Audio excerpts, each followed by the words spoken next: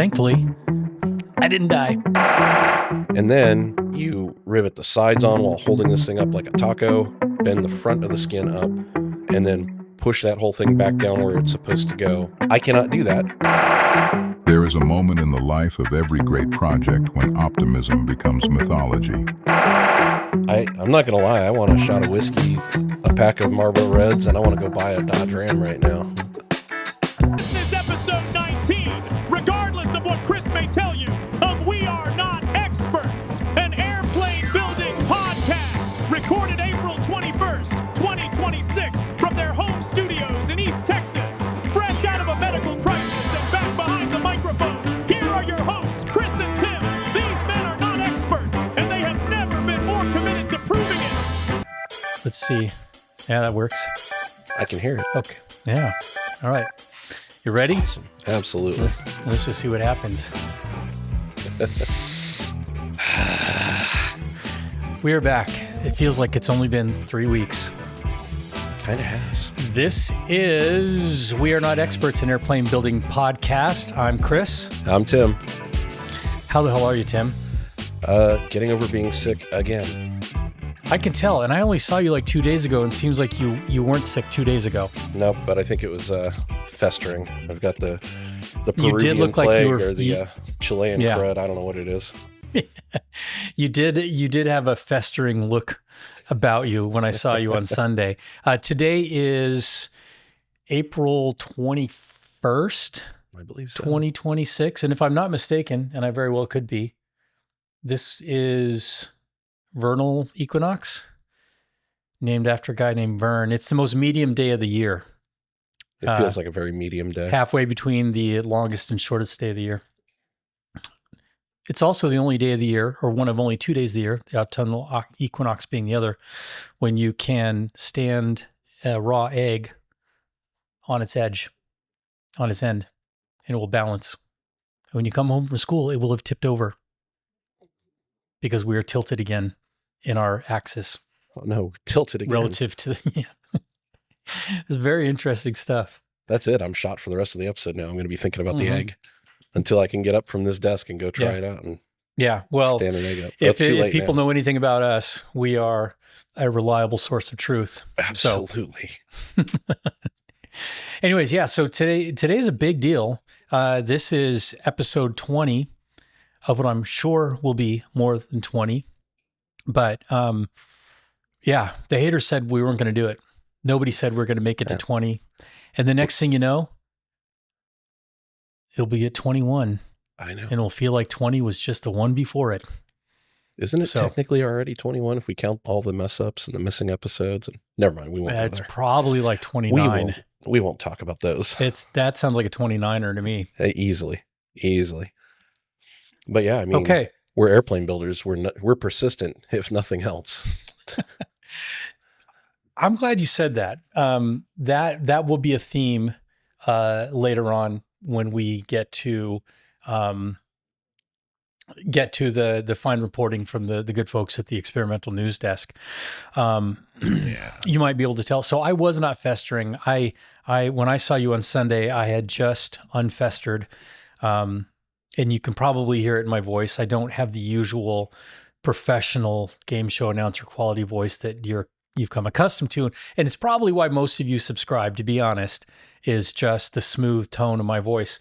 Or the flowing beard. The flowing beard, right. You know what? Okay. There's something to be said about that. A little over a week ago, like 8 days ago, I went in to have a routine-ish outpatient procedure, an endoscopy, and go down your throat with a scope and do some work in your stomach, or in my case, the biliary duct, remove a stent. No big deal. But it does affect your voice, when you're intubated like that.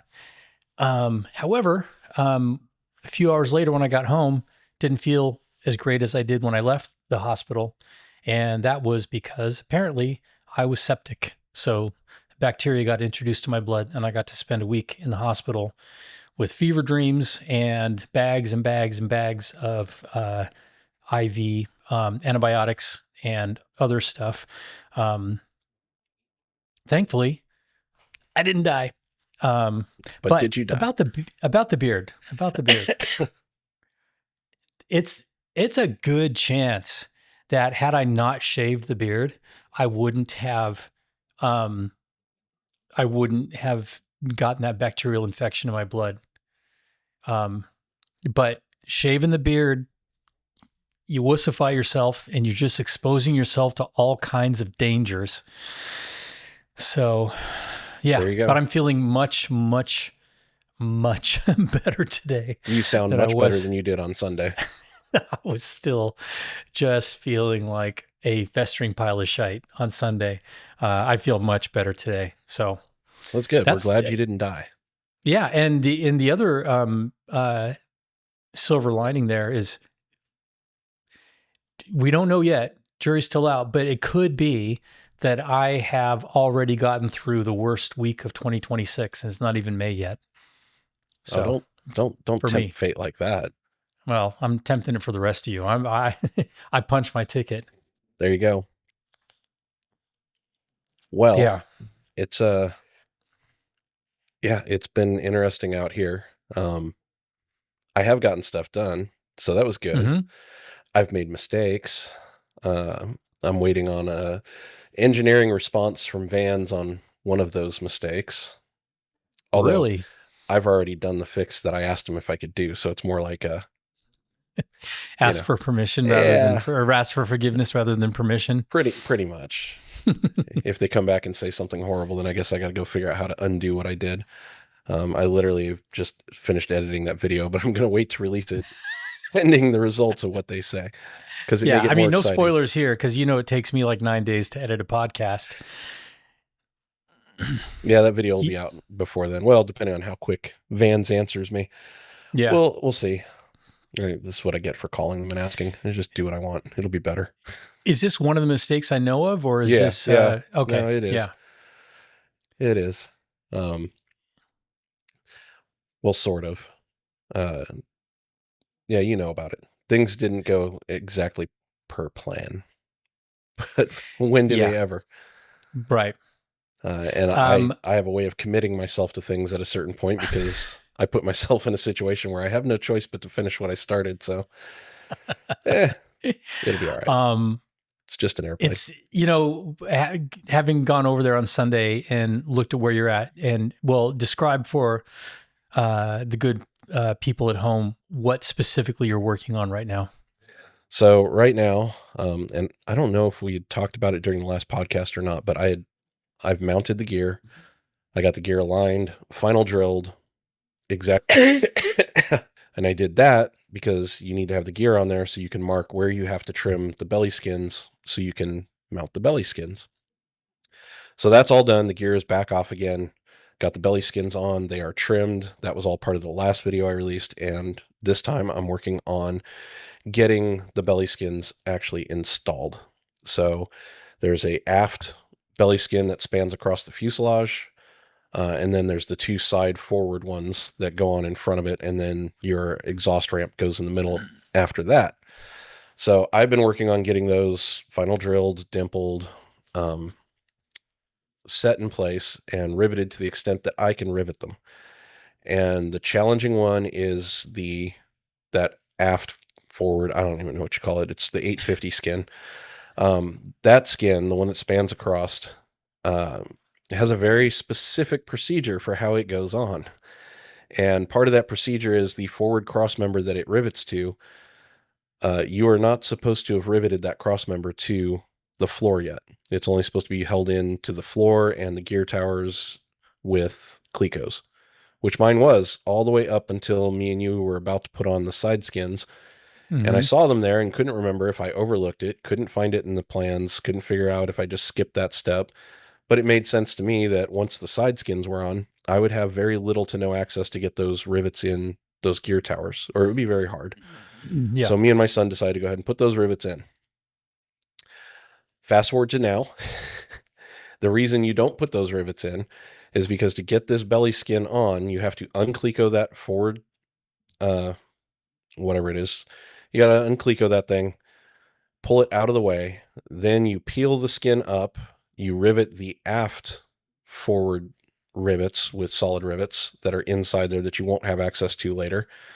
And then you rivet the sides on while holding this thing up like a taco, get those riveted on. And then the very last thing you do is you bend the front of the skin up, rivet it to that channel that you unclecoed, and then push that whole thing back down where it's supposed to go, and then rivet it in place.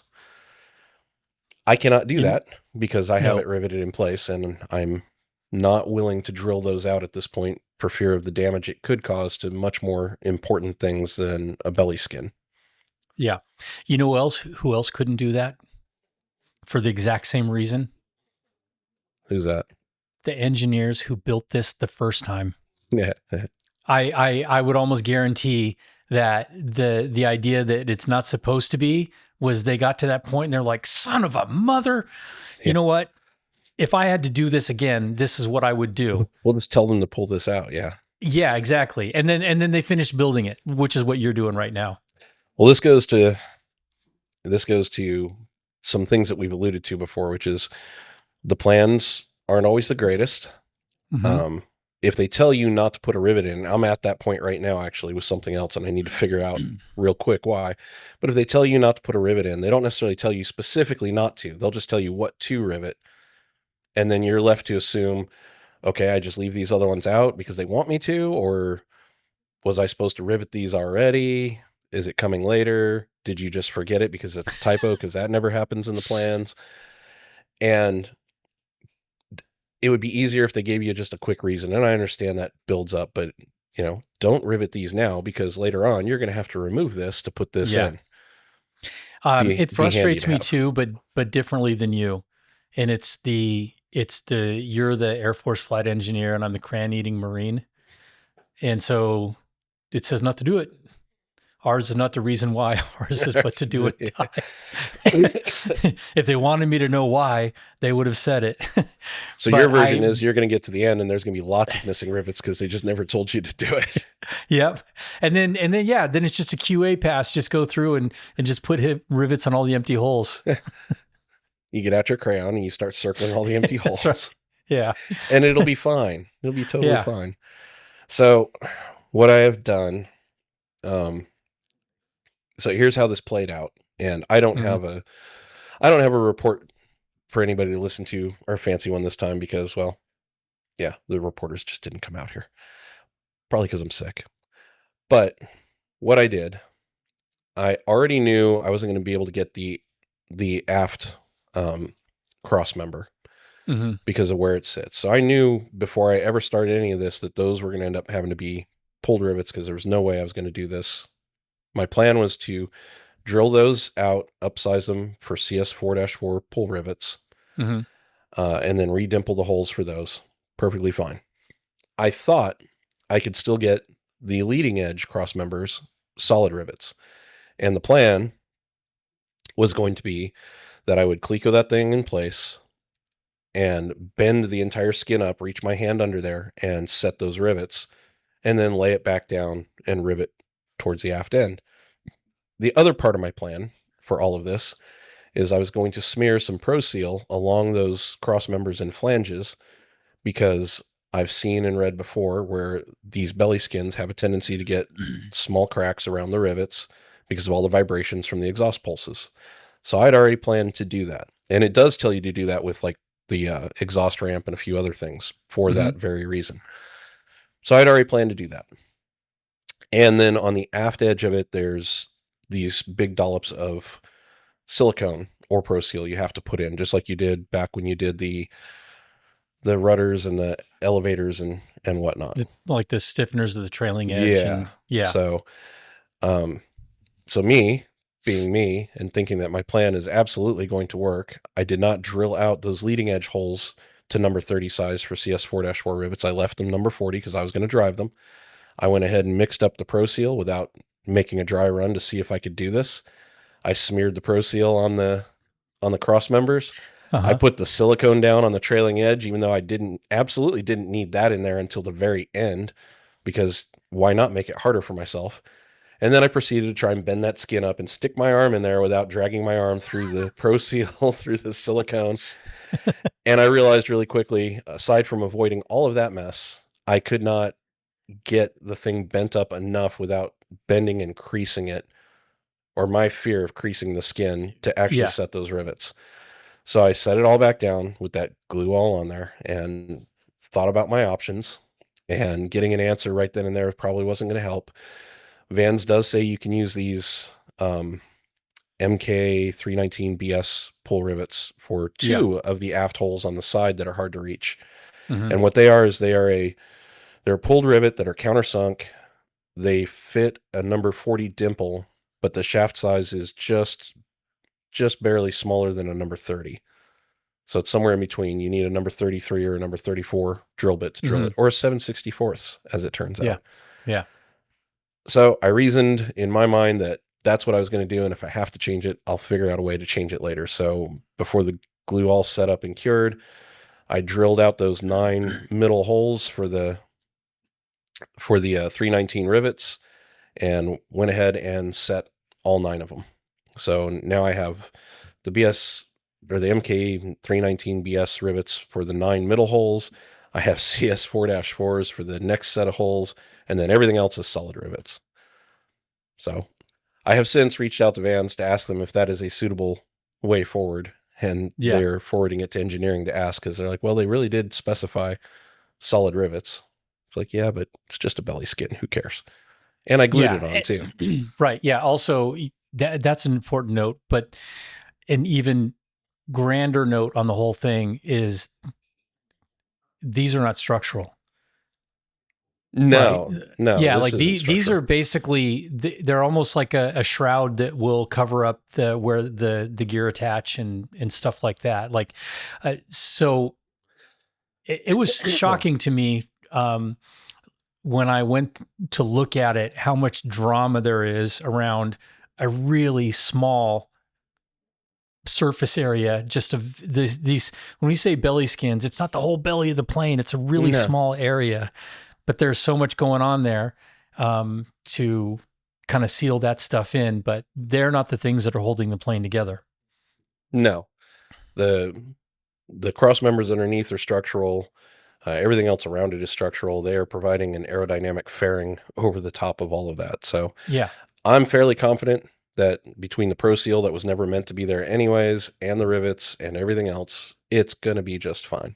Oh yeah. If they tell me it's not, I'll figure it out from there. Yeah. But at the end of the day, it's my plane. It's an experimental, and we might just conduct an experiment with it. Yeah. Yeah. So, we're here to learn. That's the whole idea here. Well, we want to fly too at some point. Which goes back to, I'm not an expert. Don't do what I say. People have definitely been reaching out to me for advice on stuff, and I will help as much as I can, but I always preface it with, you need to get a hold of Vans. Vans is the final say. I'm practicing what I preach right now, and I'm reaching out to them, although I don't know if I'm going to listen to what they say, but we'll see. We'll see what happens. Hopefully they agree with me. You know, I mean, if they came back and said, "No, you got to undo it," it wouldn't be the biggest or the worst thing you ever had to undo. Well, no. I don't know. I can't say that for sure for you. Definitely wouldn't be for me. Wouldn't even come close. So at this point, we are pretty accustomed to having to back things out. Not that big of a deal. It's a pain in the ass. Like, you want to keep moving forward, of course. And like, I don't want to add another wing to my garage to expand the corner of shame. Speaking of the corner of shame, our friend Jeff over at Jeff and Paper Gary, who's muscling his way through the empennage right now. I do really enjoy watching his progress. And I will also say, I kind of also like watching his blunders, just because, that's what it's like. I did it. I have a big pile of evidence in the corner of my garage. So, and you know, he had a bonus hole recently. I saw that. And I think it was in a spar, right? I don't think was it in a spar? It might have been. Yeah. Not an important But spar.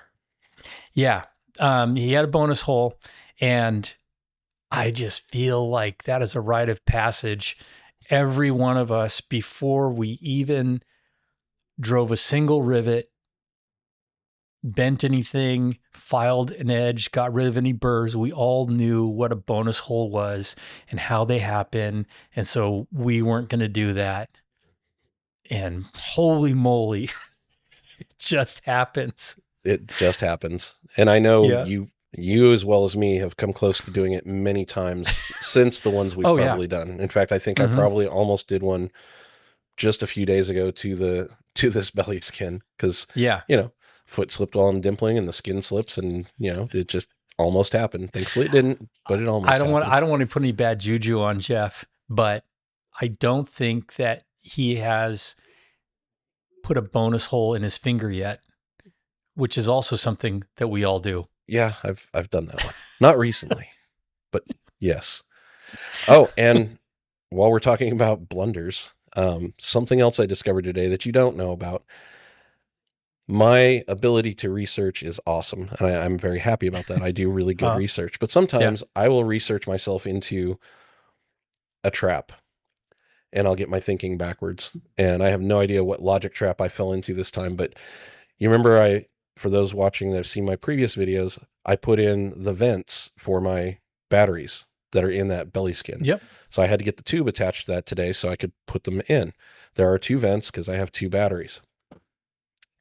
Those vents I specifically bought and made so I could hook up 3/8 hose to it, and I even bought a section of 3/8 hose from Earthex. It's their chemical rated hose, whatever, to put on those 2 vents, and they're in line with each other to be as aerodynamic as possible. Cool.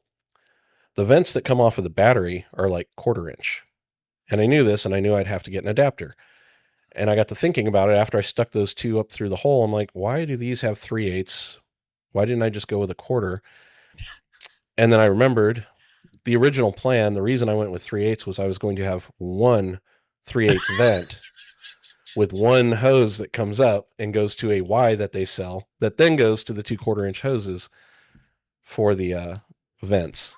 Now, my only saving grace, which I haven't gone to look yet, is if the battery actually has 2 vents coming off of it, then that's what I was thinking about. And that's why I have 2 vents, because I'll have 2 battery vents that need to go to their own vents. I haven't looked yet because we just got on the podcast. I'm hoping that's the case, and I'm not stupid.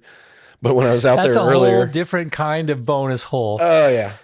That is a carefully measured, drilled out 3/8 inch extra hole in the bottom of your I have a backup vent is what it is, sir. And if I ever get tired of using one, I can switch to the other. I'm pretty sure the batteries have 2 vents each, and then those have to combine to go to a 3/8. Yeah, you have the primary vent, and then you have the redundant vent. Yeah, that's which is a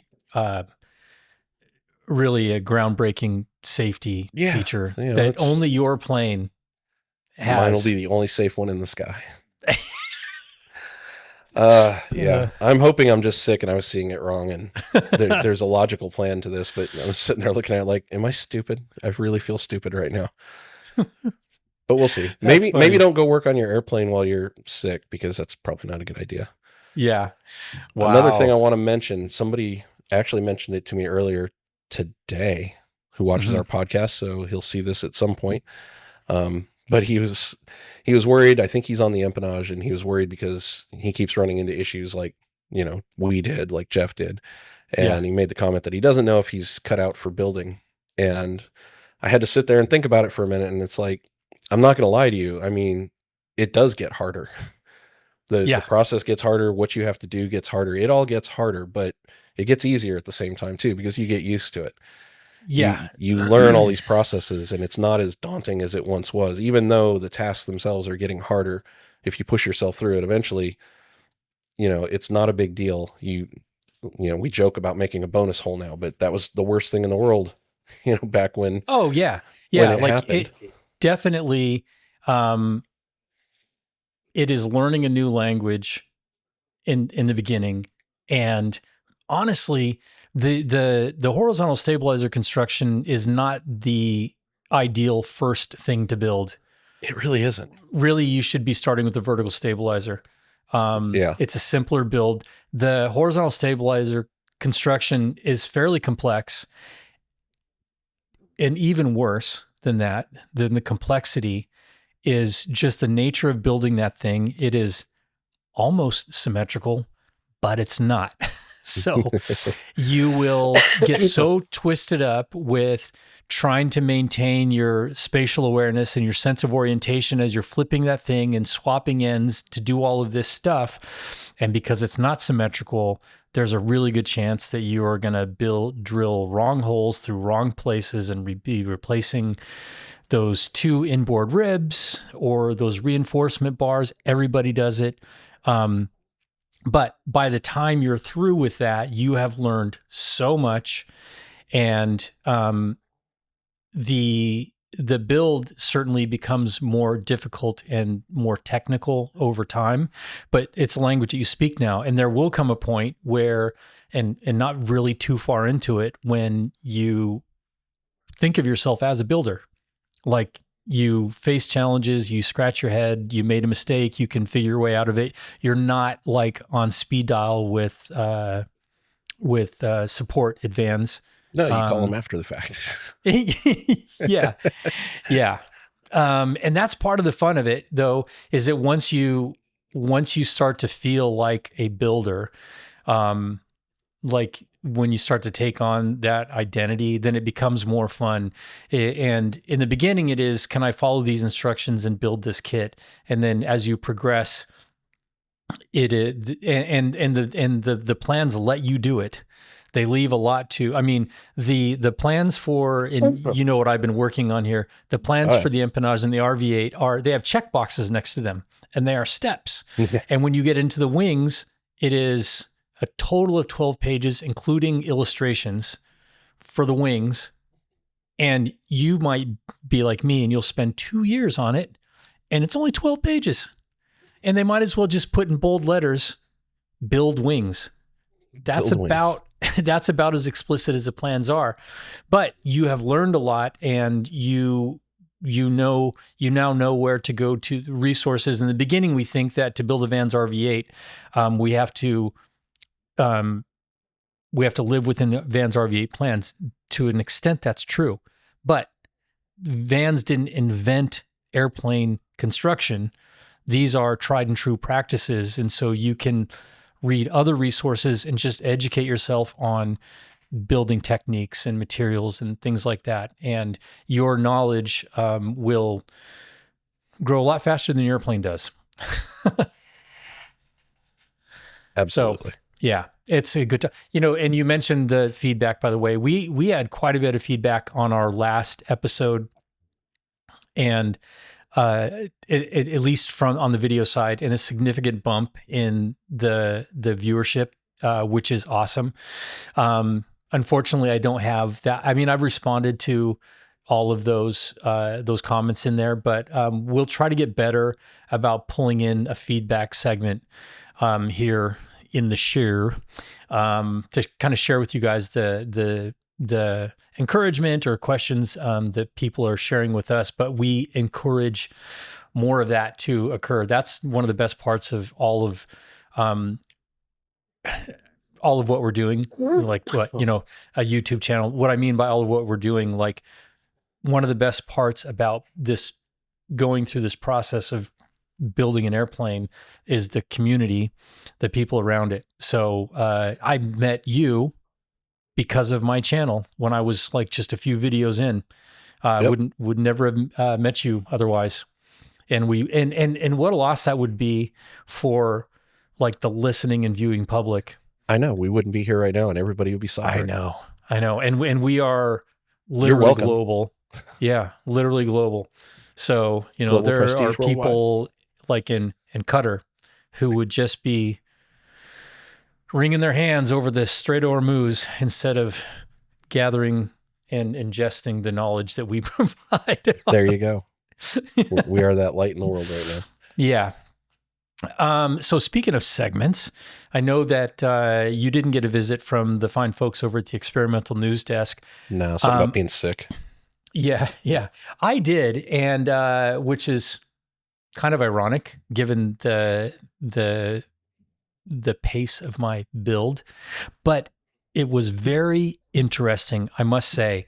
We've had a lot of different folks come through the neighborhood and, do their interviews and post their dispatch. And I've thought they've all been great. But apparently, if you remember more than a year ago now, I suppose, when Elon and Doge were on a tear, and the Corporation for Public Broadcasting, their budget was just slashed. And so PBS and NPR lost a lot of talent, and it's starting to trickle down into even smaller, more niche news agencies like what we have with the Experimental News Desk. So I had a really interesting conversation with a really nice gentleman who honestly, the breadth and depth of his experience as a journalist is, I'd hate to say wasted on me, but it is. So we'll hear what he has to say here. Let's hear what we got. There is a moment in the life of every great project when optimism becomes mythology.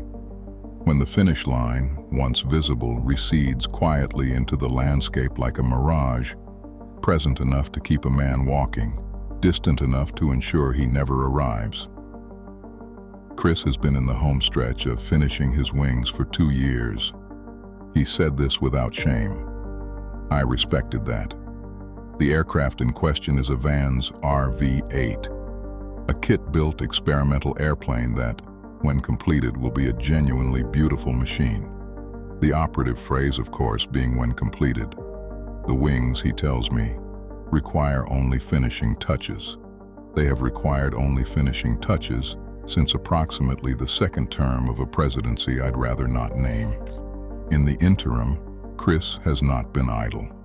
No, he has been building software, specifically a digital tool designed to help home builders like himself navigate the bewildering complexity of aircraft construction, to connect the dots, reduce the head scratching, and convert lost hours into productive ones.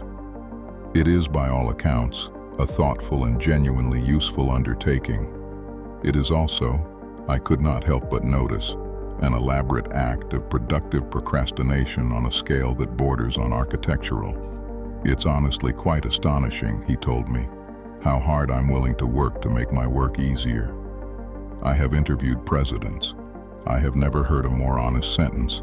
His co-builder, a man named Tim, was not present for this interview. Tim is rarely available for interviews. Tim is building. Tim builds several times a week, at what Chris describes as a feverish pace, making mistakes, recovering from mistakes, and periodically texting Chris to ask when the software will be ready, because Tim could really use it right now, today, for the mistake he is currently making. Tim is not waiting for easier. Tim is building through hard. I thought about Tim on the drive back. I thought about the Tibetan monks and their sand mandala. I thought about the 23 years I spent at PBS and the documentaries I narrated about human ambition and the long arc of achievement. And I thought about how I ended up here in a garage, asking a man about wings that are almost done. Almost. The Experimental News Desk will return when something changes. We are, as always, not holding our breath. This is Reginald Beaumont for the end. Somewhere, Tim is riveting. Wow. Yeah. I'm not going to lie. I want a shot of whiskey, a pack of Marlboro Reds, and I want to go buy a Dodge Ram right now. Something's motivating me. Yeah. Paints a picture, I'll tell you. Yeah, he does. I need that guy. Yeah. I mean, kudos to the Experimental News Desk for snagging Reginald Beaumont. If we can get him out here again, he tells a nice story. He does. He paints a picture. Yeah. It smells like leather in here now. I don't know why.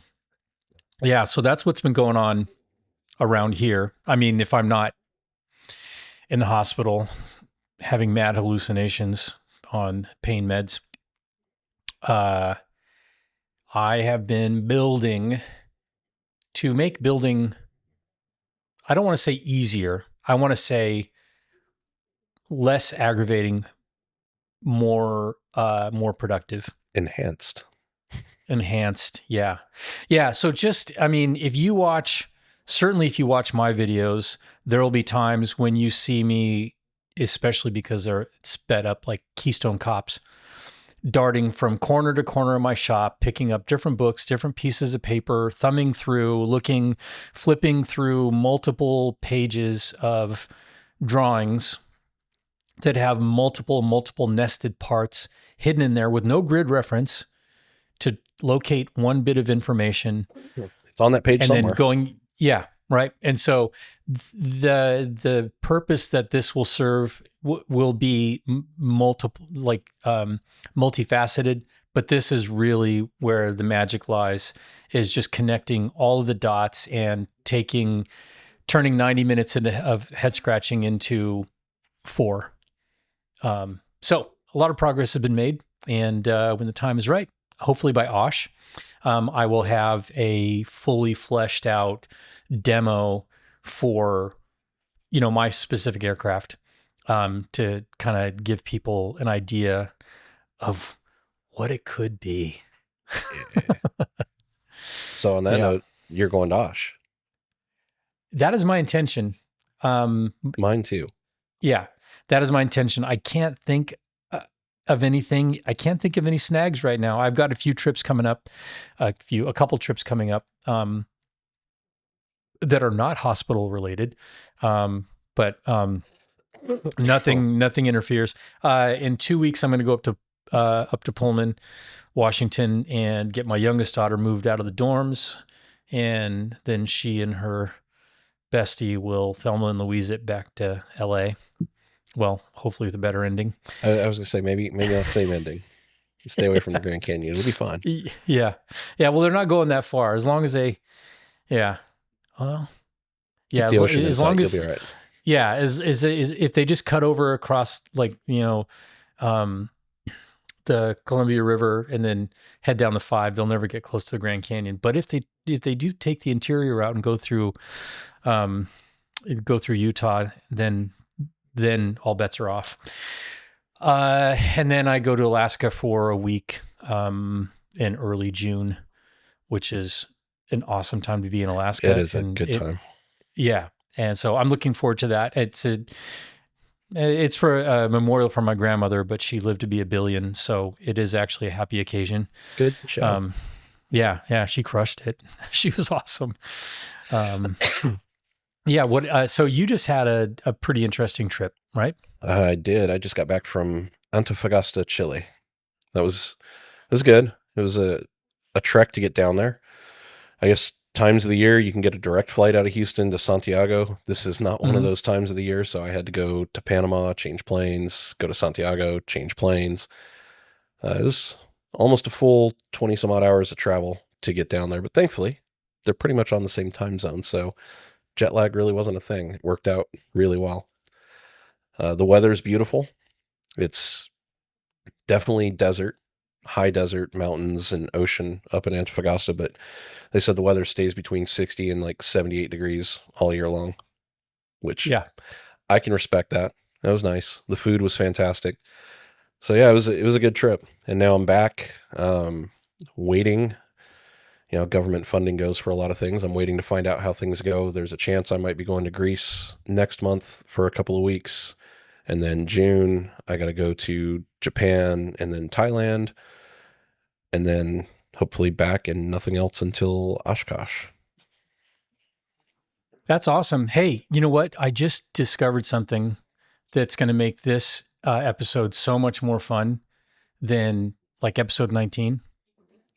What's that? And that is that the first 40 minutes of it will be audio only.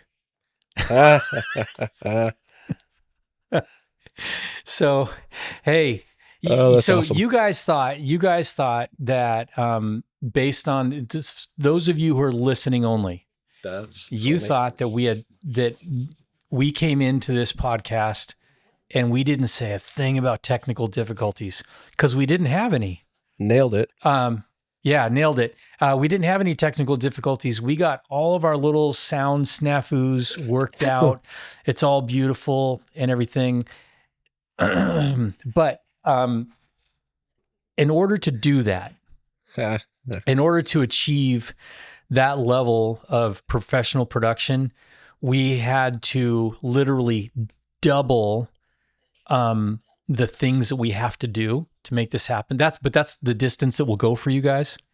And by literally double, I mean that we have to click record on 2 devices. So maybe they'll have watched AI versions of us talk through the first 40 minutes. I don't know. I'm going to see how many credits I've saved up there. That's funny. Yeah. So, hey, for those of you who are watching on YouTube, congrats for making it this far. You found the Easter egg at the 39-minute mark, which is our faces. Hey. Yeah. So I just, when you were talking about your trip to Chile, I kind of grabbed my glasses to look at how far along we were. And I'm like, there's no timing recorder. No, or rather no recording timer. This is why we should probably wear our glasses with the glare no matter what, so we can see what's going on. You know what? For me, the glare, it's not even about the glare. It's about how comically large it makes my eyeballs when I wear these glasses, which would be any glasses for me. But tomorrow, I have an appointment with the optometrist, so I can finally get new contacts. It's been I've been without contacts for like a year and a half. And because of my astigmatism, when I'm not wearing lenses, I can't see at any distance. It's all equally blurry. So useless. Mine's just which also means, yeah, like I have, some hearing loss from military life and everything like that. And 25 years as an armor. But that means that when my glasses come off, I am even more deaf because I can't see what people are saying. And I really rely on that.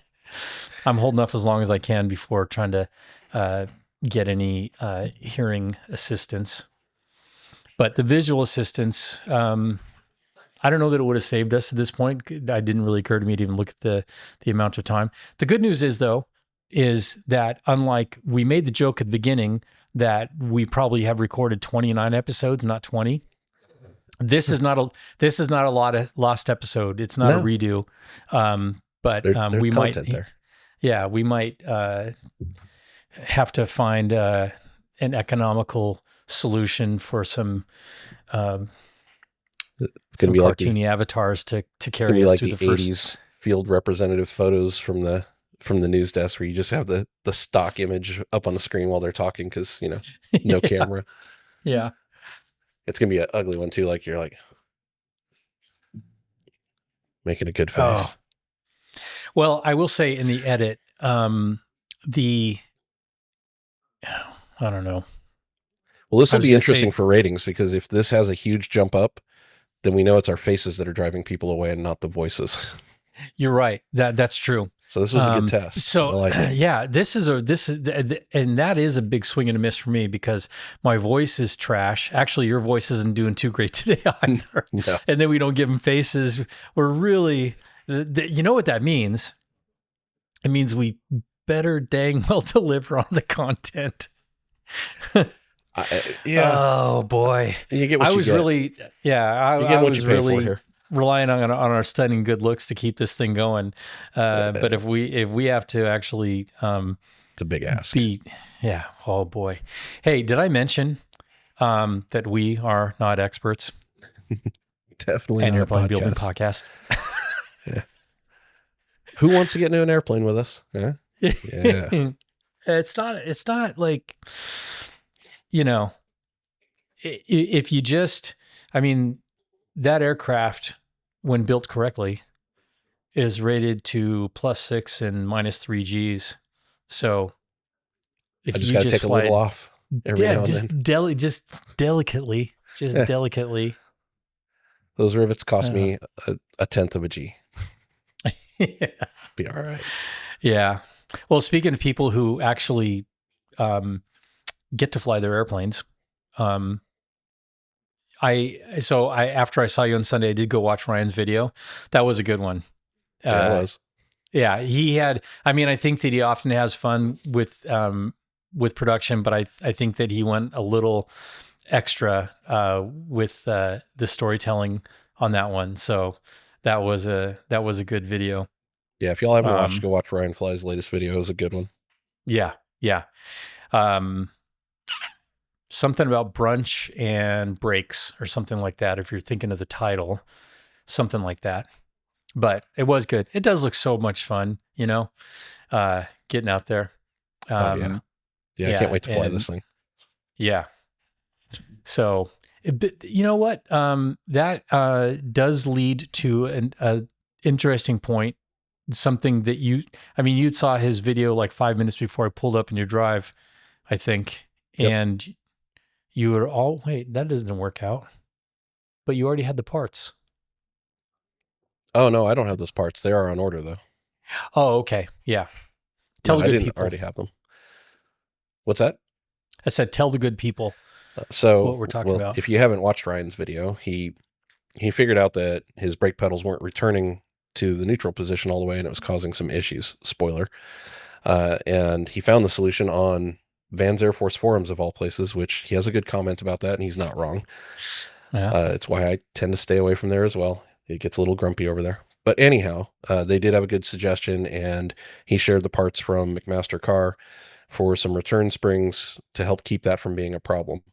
So good timing for me, not so much for him, because he had to do a handstand under his instrument panel to be able to put those things in. But for me, I'm getting fairly close to actually putting the brake pedals and rudder pedals assembly in. So I went ahead and ordered the parts. Thought they'd be here today, but I guess not. Hopefully tomorrow. And I'll just go straight out to the shelf where those things are at and stick them on there, and it'll be done before I even install them. Good to go. I'm really surprised that isn't just a part of the ordinary construction, Well, and I'm wondering if they have an internal spring. I meant to go out there and push on them to find out if there's something internal and it's just not strong enough. But I guess it's an issue that other people have already had, where you'll have one brake pedal that doesn't come all the way up. So you'll have the plane wants to veer one way or the other, and to compensate, what do? You have to stand on the other brake. So now you're just burning your brakes. So the idea here is that it fully releases your brakes as soon as you let off the pedals. Mm-hmm. Yeah. Yeah. And you're not adding that much tension to the system in terms of like what a collar. Yeah. Like your ability to depress the brakes, you would probably not even notice it. No. Versus if I need to stop, I'll stand on them. I'll stand on them real hard. It'll be okay. Yeah. Okay. So you got to get an answer back from Vans about your belly skin mod, we'll call it. Yeah. And then, so do you still need me to help finish up riveting some of that stuff, or? I do. Obviously if I have to pull all that off, maybe not, but well, there's no pulling it off at this point. I don't know what's going to happen if I have to change it. I probably won't, but yes, I do still need your help, because what's left now is those side rivets, and the ones in the floor, a couple of nut plates that got to go on the floor. All this stuff I can't reach by myself. And I did order, based on somebody else's recommendation on one of my videos, or maybe it was a podcast. I ordered 2 number 30 and 2 number 40 draw Clecos. I've never had a need for them before, but seeing how far out those skins stick on the sides and how much pressure it takes to squeeze them in, I thought it might be nice to have one to put in just before the rivet hole we're riveting, and squeeze it up tight, and then rivet, and then pull them out. And for those that don't know, a draw Cleco it looks like a normal Cleco for the most part, but it has a wing nut on it. So instead of relying on spring pressure to clamp the pieces together, you tighten the wing nut and make it as tight as you want, or as tight as the hole will tolerate before you elongate it and rip it out, I guess. But yeah, so we're going to try those out. Where did I see those? 'Cause I wasn't even aware of those. And I want to say that it was Jeff and Paper Gary.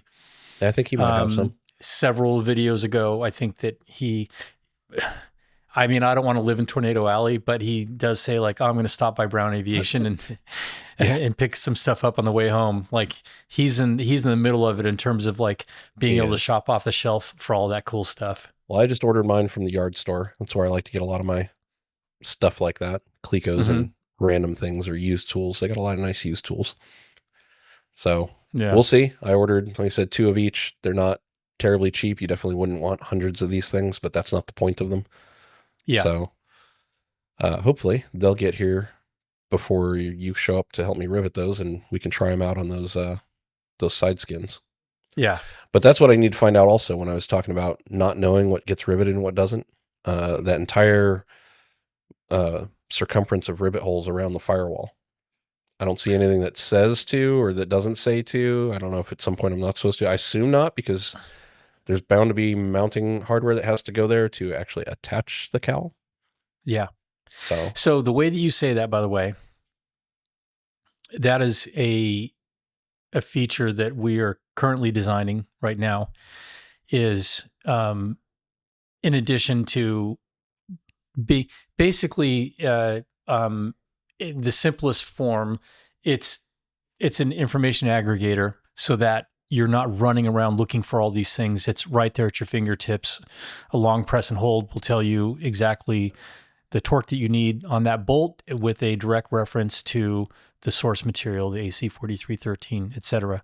But the other thing that we're doing is we are compiling tribal knowledge from multiple resources, but it's going both ways, so that once this thing actually is up and running, builders out there like you, Tim, and others who are using this, when you discover something that you wish you had known, you can contribute it to the hive mind.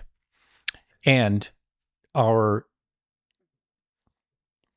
without giving too much away, but our chat feature, our search feature, will allow you in plain language to go, I cannot figure out when I'm supposed to do all of these rivets around the firewall.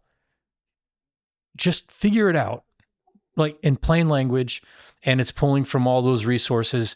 But whatever it is, in our case, the Van's aircraft, the Van's plans are the gospel. And it understands that is the primary source of everything that we do. Everything is trust but verify. So any answers that are given have direct links to the source material so that you can verify that is in fact true. But we'll have the ability, we will provide the ability for people to, in plain language, express the aggravation or whatever it is that's got them kind of stumped, and let a really big brain scratch its head and get back to you with valuable time-saving information and maybe bonus hole-saving information. Yeah. So excited for it. It's a ton of work. It is a ton of work.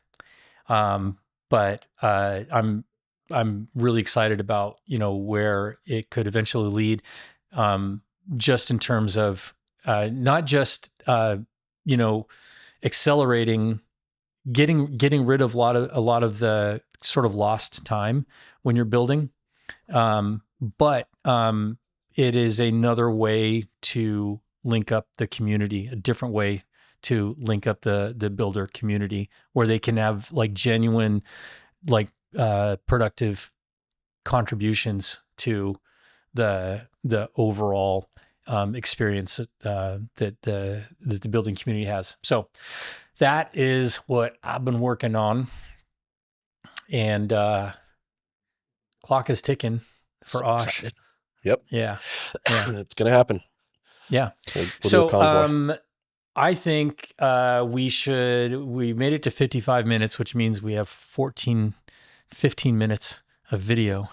There you go. You're welcome, America. Yeah. Which is a lot more than those audio only podcasts. I'll tell you that. That's right. Yeah.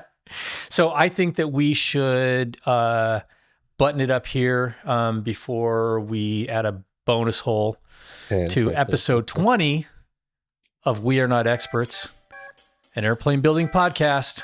I'm Chris. I'm Tim. We'll see you on the next one. See y'all on the next one.